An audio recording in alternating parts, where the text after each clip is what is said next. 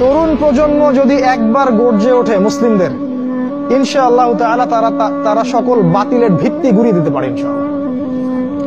তরুণ প্রজন্মের মধ্যেই ছিল খালিদ বিন ওয়ালিদ, তারেক বিন জিয়াদ, এই মানুষগুলা, ওমর ইবনুল খাত্তাব, আলী ইবনে আবি তালেব, যায়েদ ইবনে হারসা, আসাদুল্লাহ, সাদ ইবনে আবি ওয়াক্কাস। এই যে সাহাবায়ে কেরামদের নাম আপনারা জানেন, তরুণ সাহাবী ছিলেন যখন তার ইসলামের পক্ষে দাঁড়িয়েছিলেন।